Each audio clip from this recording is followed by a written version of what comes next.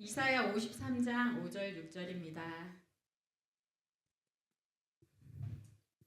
그가 찔림은 우리의 허물 때문이요 그가 상함은 우리의 죄악 때문이라. 그가 징계를 받음으로 우리는 평화를 누리고 그가 채찍에 맞음으로 우리는 나음을 받았도다. 우리는 다 양 같아서 그를 행하여 각기 제 길로 갔거늘 여호와께서는 우리 모두의 죄악을 그에게 담당시키셨도다. 아멘. 이 말씀이 은혜가 돼서 같이 주님 앞에 또 말씀으로 찬양으로 영광 돌리기를 원합니다. 네, 약 하나로 강하게 찬양으로 시작하겠습니다.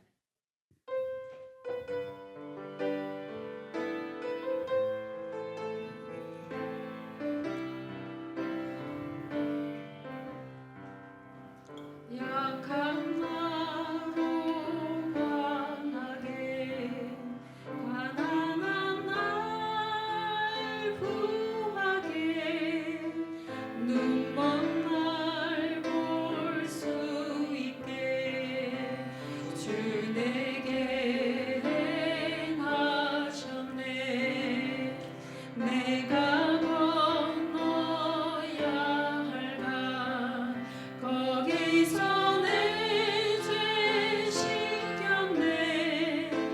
이제 주의 사랑이 나를 향해 흐르네. 호산나 호산나 죽임 당한 어린 양.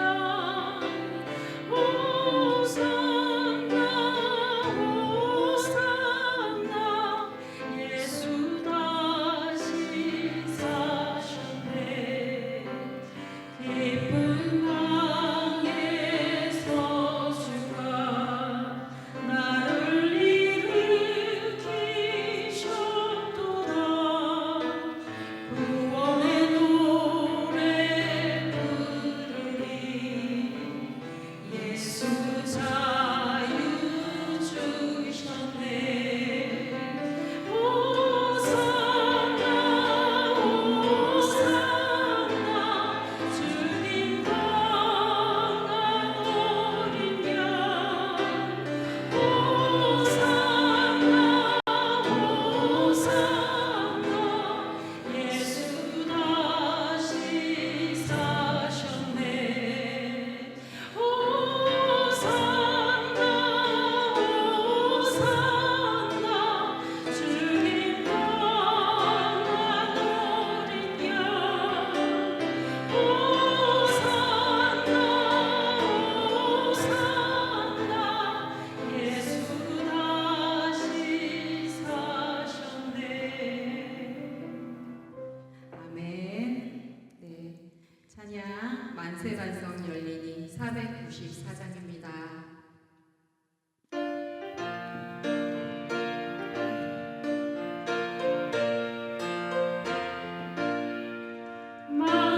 만세반성 열리니 내가 들어갑니다. 자기 어리석어요 물과 피를 흘린 것 내게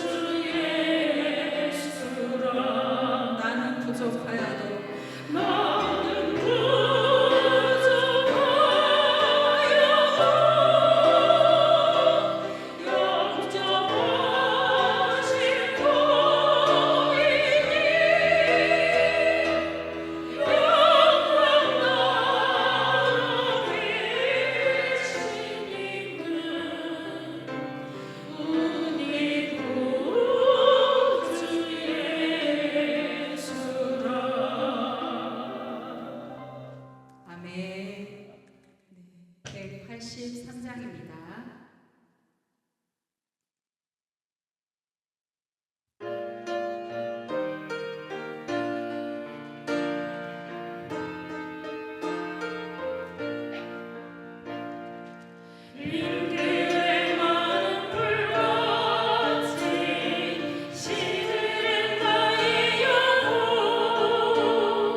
주님이 약속한 성령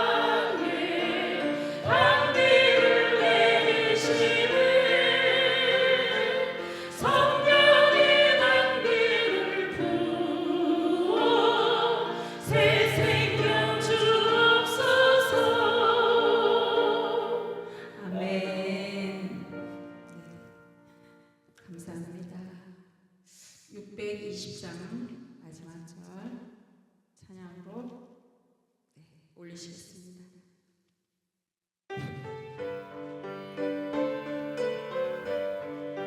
여기에 모인 우리 주의 은총 받은 자여, 여기에 모인 우리 주의 은총 받은 자여라. 주께서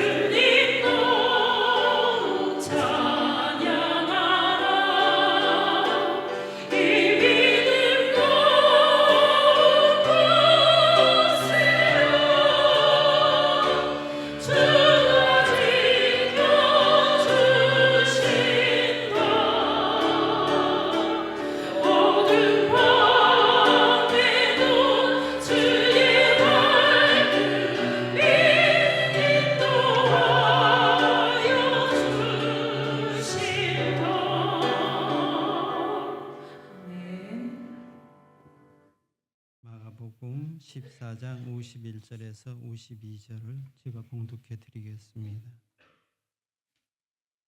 한 청년이 벗은 몸에 베옷 이불을 두르고 예수를 따라가다가 무리에게 잡힘에 베옷 이불을 버리고 벗은 몸으로 도망하니라. 아멘.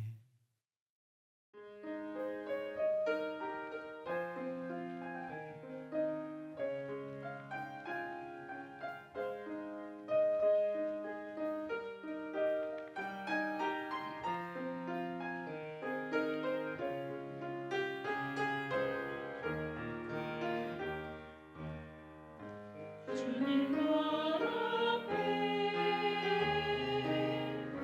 겸손하게 무릎 꿇고 경배드리며 나갑니다.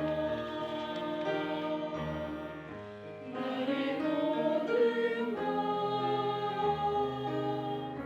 주가 주신 것이니 먼 거듭과 정성하며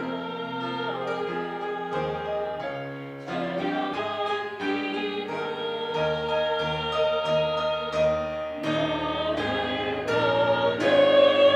받으소서 찬양받으소서 온몸 마음 드리니 받아주옵소서. 세상 끝의 영혼 다 버리고 주님만 나의 모든 것 주님 앞에 드리오니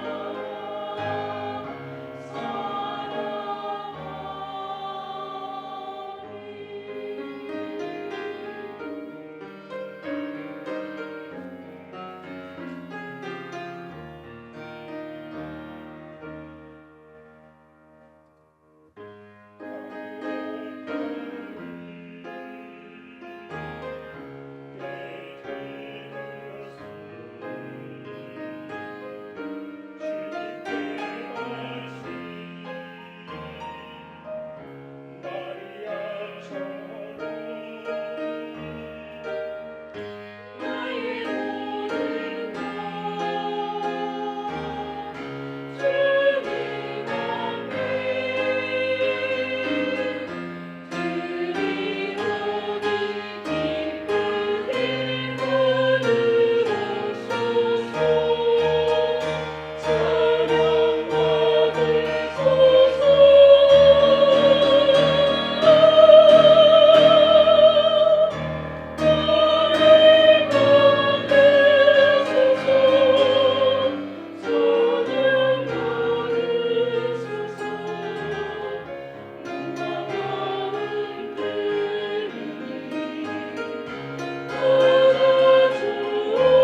받으옵소서.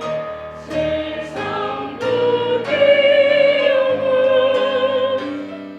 버리고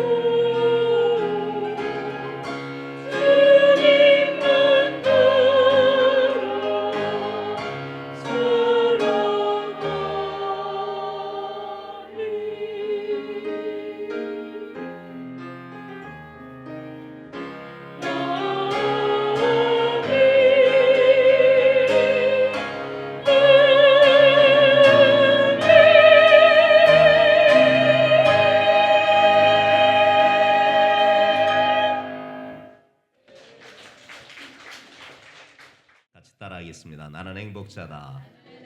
나는 행복자다. 나는 행복자다. 우리 모두 행복자인 줄 믿습니다. 도망쳤지만 끝나지 않은 은혜라는 제목으로 함께 은혜를 나누고자 합니다. 도망은 우리에게 익숙하고도 생소한 행동입니다. 누군가는 한 번쯤 도망쳐 보았기도 하고 또한 도망치고 싶어 하는 순간들도 있을 것입니다.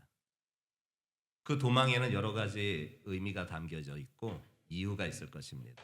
때로는 위험에서 벗어나려고 본능적인 욕구로 도망을 택하기도 합니다. 그러나 때로는 책임을 회피하고자 하는 행위로 그렇게 도망을 택하기도 하기도 하지요.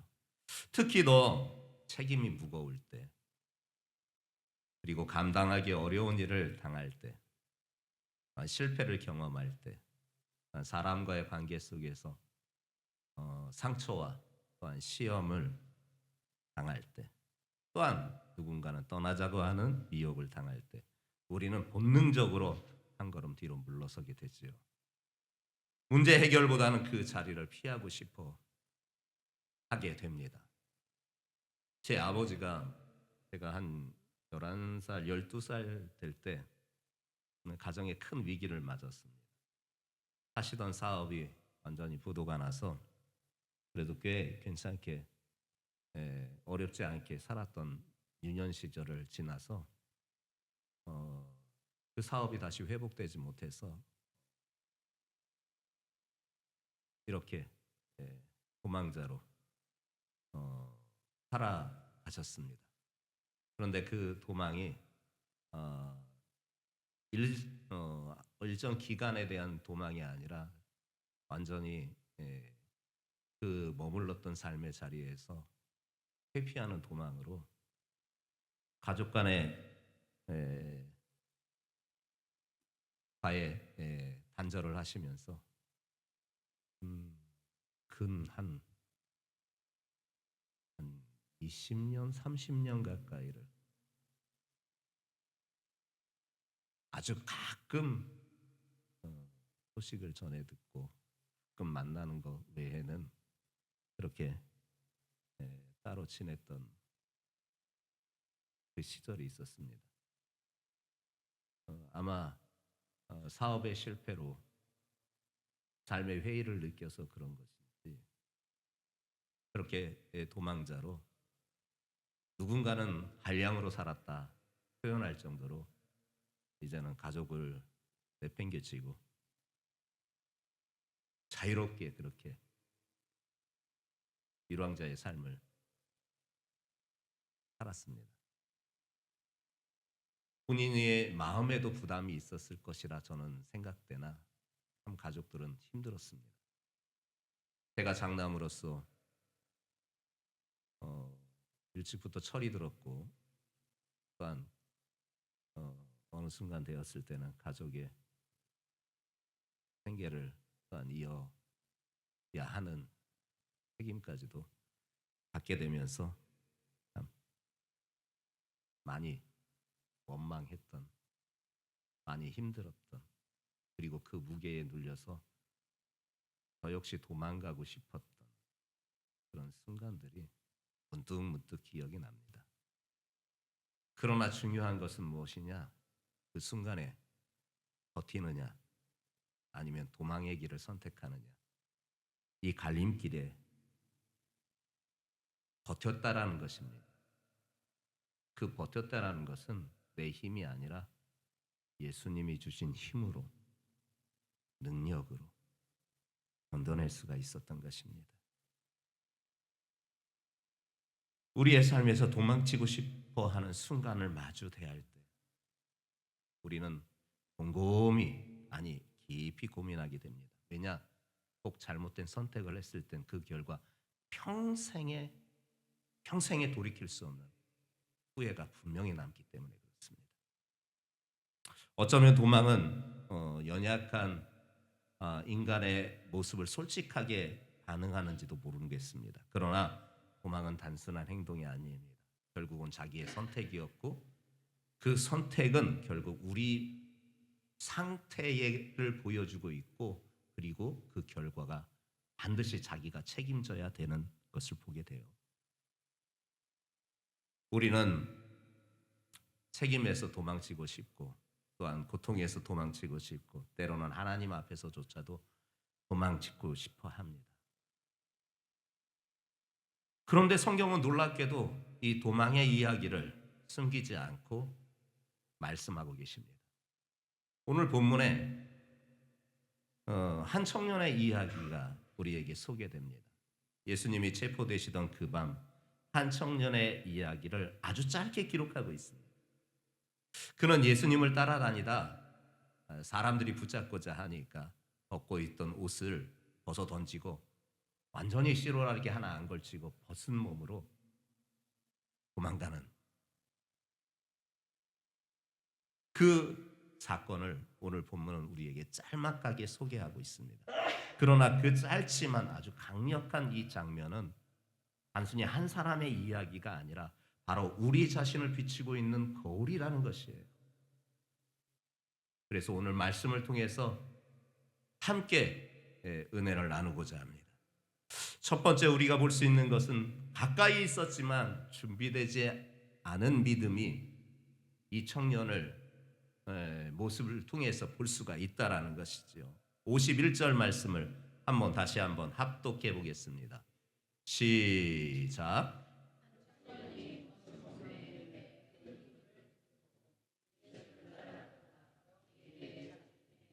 그래요. 예수님께서 체포되시던 그 밤 사실 모든 제자들이 다 도망쳤습니다.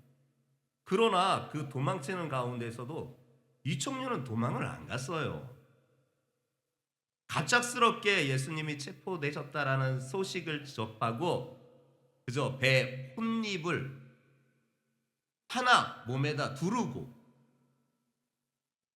지금 예수님 앞에 따라 나왔다는 것입니다. 제자들은 다 도망갔지만 사실 그는 처음에는 적어도 주님 곁에 있었던 사람입니다. 그러나 그의 모습은 전혀 준비되지 않은 모습이었습니다. 급하게 뛰어나온 모습이었습니다. 옷 하나 걸치지 않았기에 그리고 제대로 갖추어지지 않았습니다. 배에 혼잎을 하나 두르고 나왔습니다. 그리고 위기를 감당할 준비된 모습이 아니었습니다. 가까이 있었지만 이 청년에게는 준비되지 않은 믿음, 그것은 거리의 문제가 아니었던 것입니다. 가까이는 있었지만 그의 마음 상태가, 영적 상태가 문제가 있었다라는 것입니다. 우리의 신앙일 수 있습니다. 이 모습이 신앙생활을 오래 했다고 준비된 믿음이 되는 것이 아닙니다. 예배 열심히 드렸습니다. 교회 생활 열심히 했습니다. 직분도 있습니다. 봉사도 했습니다. 이런 것에 익숙해져 있습니다. 우리는. 그러나 그 익숙함 속에서 우리는 긴장감을 놓치고 살아가고 있습니다. 때로는 영적 무감각 가운데서 살아가고 있습니다. 십자가만 보아도 눈시울을 붉혔던 그때의 감격을, 십자가만 보아도 가슴이 두근반 서근반 뛰었던 그때의 감격을 오랜 신앙생활 가운데서 우리는 어쩌면 잃어버렸을지도 모르겠습니다. 여러분 여전하십니까? 그 모습이 여전히 그렇게 주님을 향한 마음이 그때와 변하지 아니하고 십자가만 보아도 여전히 눈가가 붉어지고 마음이 뛰고 그분의 말씀을 듣기만 하여도 그리고 그분께 예배하는 자리에만 와 있어도 마음이 안정되고 기쁨이 넘치었다. 행복이 넘쳤다. 그때의 감격이 여전하십니까? 우리는 신앙을 점검해 봐야 됩니다. 하나님과의 관계가 온전한가? 아니면 나에게 종교 생활만 남아있는 것은 아닌가? 점검해 봐야 됩니다.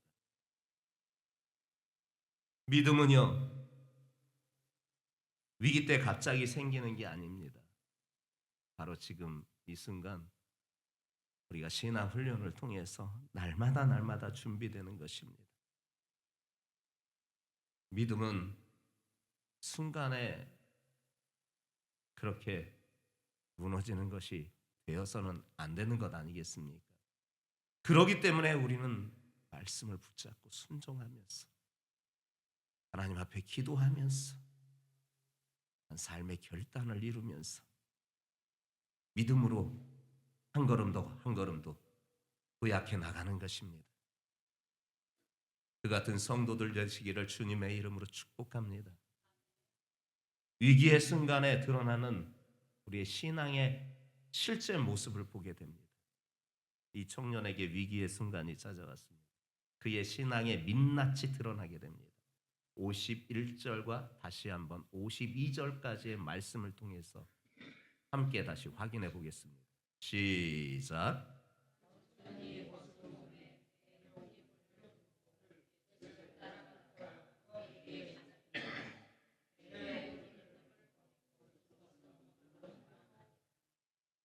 예수님이 체포되시던 그 순간 따랐던 그 청년이었지만 사람들이 자신을 붙잡고자 하니까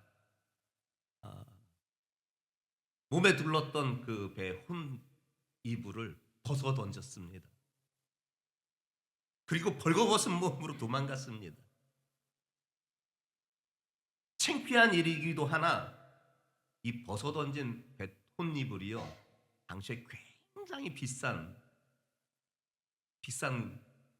물품이었습니다. 그런 거 필요 없습니다. 지금 자기를 잡으려는 그 위기의 순간이 덮치자 마지막으로 걸쳐 있었던 배 혼잎을 그 비싼 것까지도 훌라당 벗어 던지고 자기의 부끄러움을 다 드러낸 채 도망치고 말았던 것입니다. 아니, 저는 이렇게 부끄러운 일이라면은 성경에 기록 안 할 것 같아요. 그런데 이 부끄러운 일을 성경은 기록해 주고 있습니다. 차라리 기록 안 하면 더 좋을 걸. 이 이야기를 당당히 말씀하고 있습니다. 그런데 여러분, 놀라운 일이 있습니다. 교회 오랜 전통에 따르면 이 청년이 누구냐? 바로 마가복음의 저자 마가입니다. 그렇다면 이 사건은 단순한 사건이 아닙니다. 자기의 실패를 숨기지 않고 고백하고 있다는 겁니다. 한 청년으로 표현했지만 자기가 실패한 그 인생이었음을 부끄러운 이 사건을 그대로 밝혀주고 있다는 겁니다.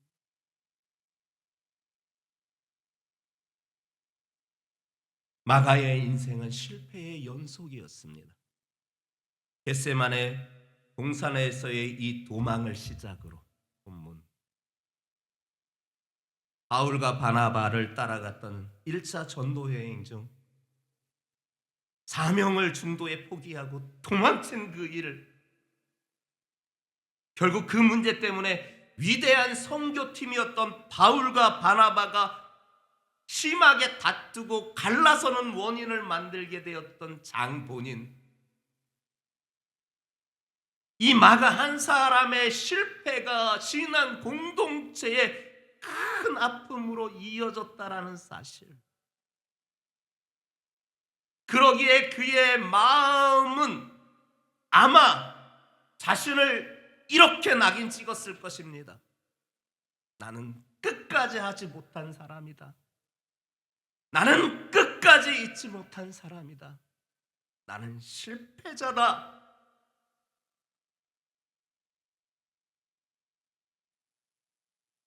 자기 자신에게 그렇게 낙인 찍으면서 나는 끝까지 잊지 못해.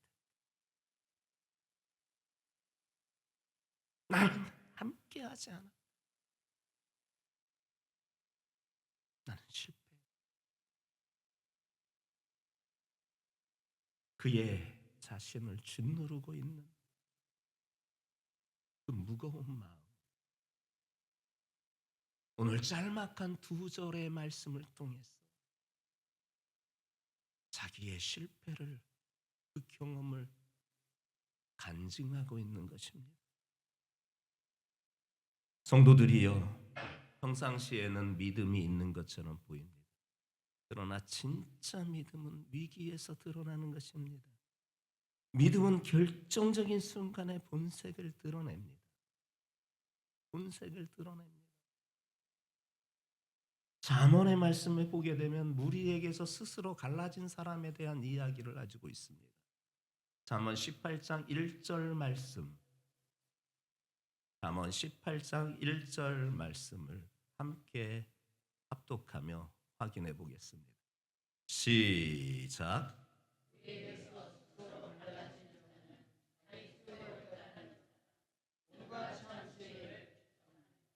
그래요. 이 말씀을 이해하는 데는 자연 법칙을 이용하여서 말씀을 쉽게 이해할 수가 있습니다. 동물의 왕국 보셨잖아요. 약한 짐승일수록 무리 생활을 합니다. 그래야만 사나운 짐승의 그 도전에 그나마나도 피해를 덜 입을 수가 있기 때문에 그렇습니다. 특히 양은 더 그렇습니다. 양은 목자의 인도에 따라 우두머리 양을 뒤를 따라서 무리를 이루게 됩니다. 그런데 희한한 일이 있어요. 무슨 일이냐? 그렇게 무리를 짓다가 한두 마리 정도가 아주 가끔 그 무리에서 스스로 갈라서 이탈해 나가는 겁니다. 그래서 자기가 가고 싶은 길을 가게 돼요. 그런데 여기에 문제가 있습니다. 그렇게 나가서 그가 생명을 보존할 수 있으면 참 좋으나 그렇지 못해요. 그렇게 목자가 앞에 있고 우두머리 양을 따라서 무리를 이루는 양들이라 할지라도요, 그 주변에는 이리떼가, 늑대떼가 항상 주시하고 있습니다. 왜냐? 그걸 보고 있는 겁니다. 그 무리에서 이탈하는 자를, 그 양을 잡아먹으려고.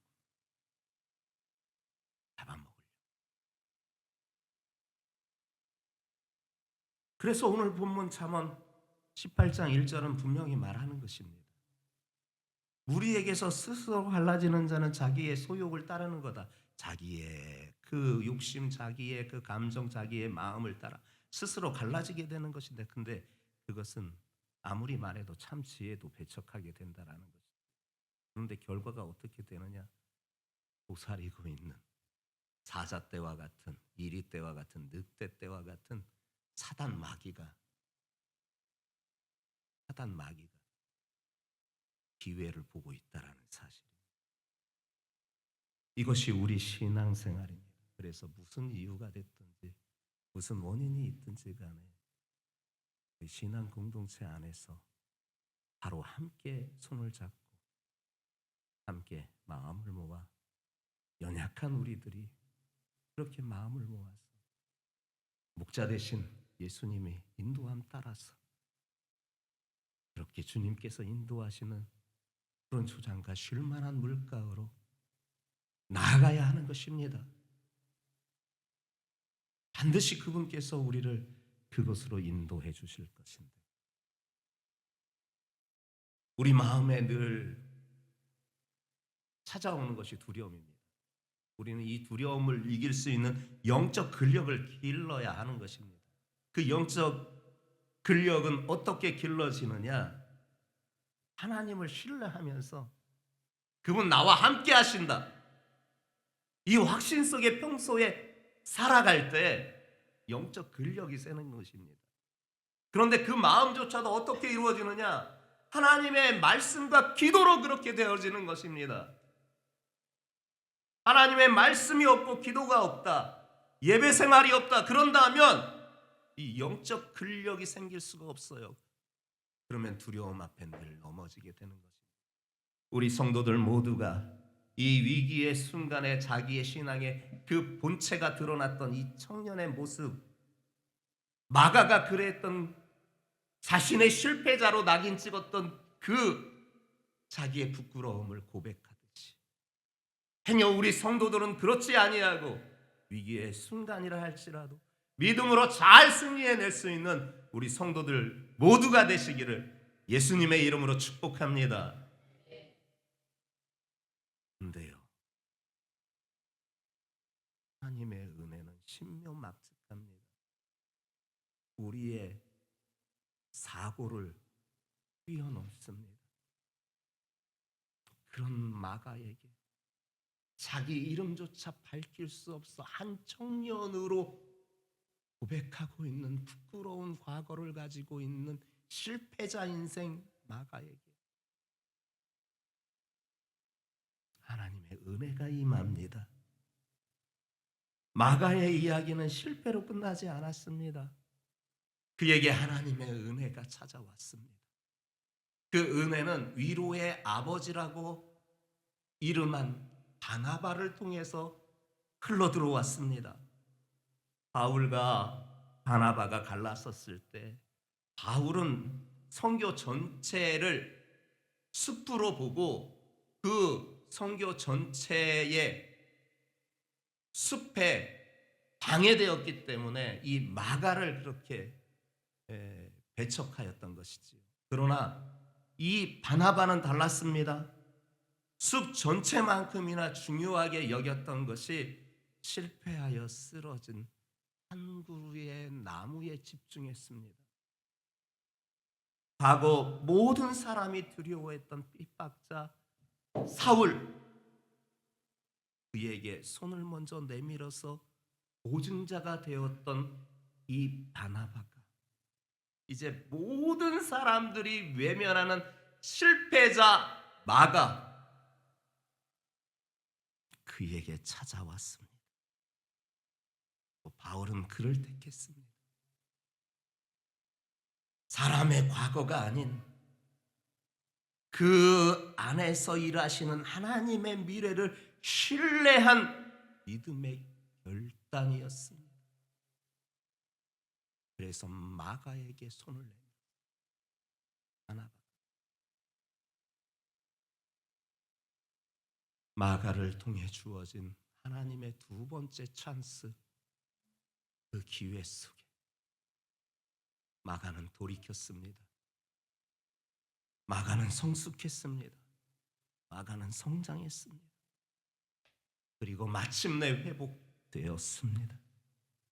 한때 그를 신뢰하지 않았던 바울도 훗날 그를 다시 찾았고 나의 동역자라고 당당하게 성도들에게 이야기하면서 그를 불렀고 심지어 순교의 마지막 순간에 바울이 찾았던 인물이 누구냐? 이 마가예요. 나에게 유익한 자다. 그의 손에 내가 읽었던 성경을 쥐어서 내가 입었던 겉옷을 함께 나에게 오라고 요청해라 하면서 마지막 순교의 순간에 바울이 찾았던 인물이 바로 누구냐? 이 마가예요.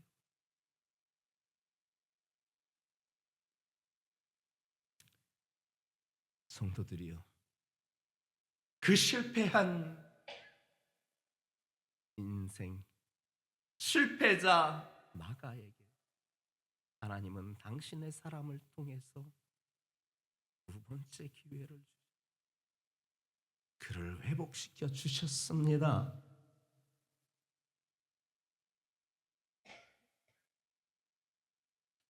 이 일이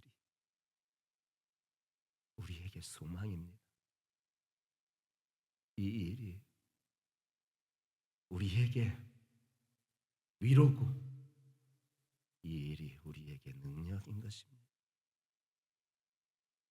그래서 마가가요, 자기가 몸에 둘러 걸쳤던 벳혼 이불, 요 헬라어 단어와 예수님께서 십자가에 못 박히신 후 장사되셨을 때 그 시신 위에 덮었던 세마포, 이 세마포라는 이 헬라어 단어를 같은 단어로 사용했어요.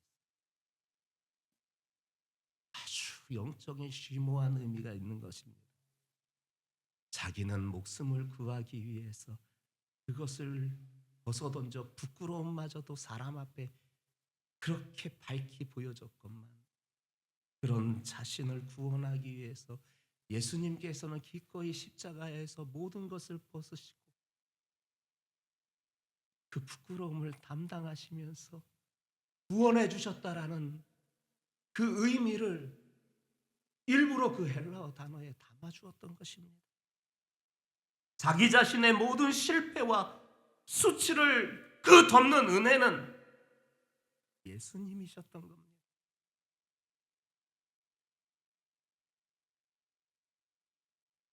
실패의 고통 속에서 그 의미는 다 알 수 없지만 하나님은 결코 우리를 포기 안 하십니다. 그 자리에서 다시 기회를 주십니다.